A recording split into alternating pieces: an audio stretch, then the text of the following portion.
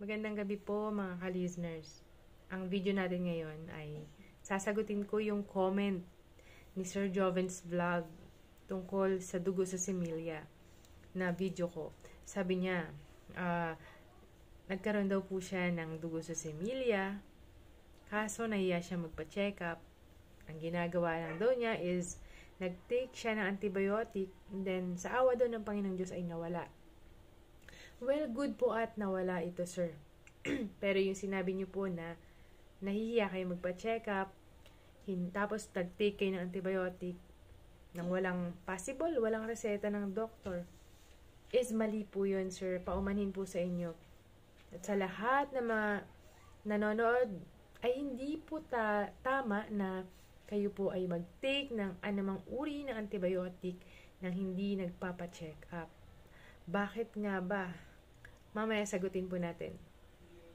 Ang nangyari kay Sir Joven, yung nagtanong, ay nagkaroon po siya ng dugo sa similya.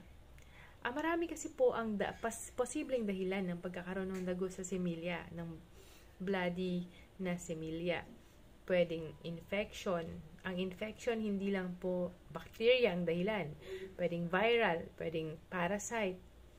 Tapos, pwedeng galing sa sexually transmitted infection, pwedeng infection sa prostate at iba pa, pwedeng trauma, okay? Pwedeng physical trauma like nabangga or nabunggo yung private part ng isang lalaki, pwede rin dahil sa mga medical procedures at katulad na lamang po ng biopsy, ayan, yung mga test na mag-undergo ang isang lalaki, or mga medical procedure like catheter insertion, okay? Pwedeng yun yung maging dahilan. Paano na lamang po, Sir Joven, uminom po kayo ng antibiotic or antibacterial medication, paano kung hindi naman po bacteria ang dahilan ng pagdurugo ng dyan sa inyong, lumabas po sa inyo na similya? Kawawa po yung inyong mga body organs like inyong liver, yung inyong kidney, dahil sila'y nagsakripisyo para i-absorb at i-digest and i-filter yung inyong dugo na kung saan kayo po ay nag-take ng antibiotic na hindi naman reseta ng doktor. Ito yung mga posibleng maging negative na resulta ng pag-inom ng antibiotic na walang reseta. Una po dyan, sir, ay antibiotic resistance. Ano po ba ito? Yung iniinom po ninyong antibiotic ngayon ay mawawalan na ng bisa sa mga susunod pa. Okay po? Dahil yung bacteria ay magkakaroon na po ng tinatawag na resistance, or mas lalo silang lalakas yung bacteria kasi mag-build sila ng parang defense, immunity or defense against dun sa antibacteria. So, yung bacteria, antibiotic na iniinom nyo ngayon ay magiging mawawalan na po ng bisa sa mga darating pa po ninyong infection or bacteria na pagdaraanan po ninyo. So, possible na, halimbawa, next time magpa-check up kayo at kailangan nyo nga ng antibiotic, hindi na e-effect yung antibiotic na ininom nyo. Re-reseta na ang doktor ng mas malakas, mas matapang na antibiotic para labanan yung infection po ninyo. Ganun po yun. Bukod po doon, ineffective treatment. Yun nga, katulad ng sinabi ko, paano kung hindi bacteria yung dahilan ng dugo sa similya? Yun pala, nagkaroon po lang ng trauma.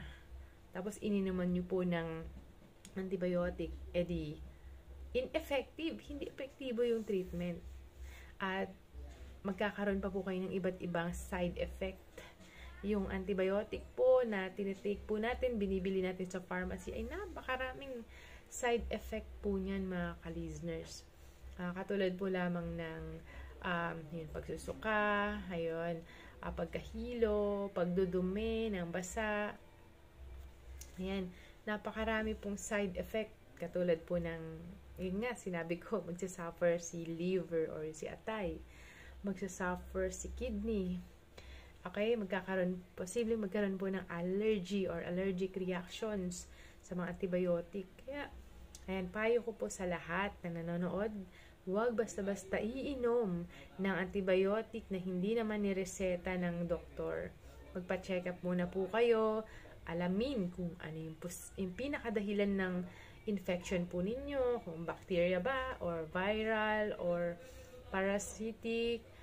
Tapos, kung ano yung irereseta ng doktor, yun lang po ang iinumin po ninyo.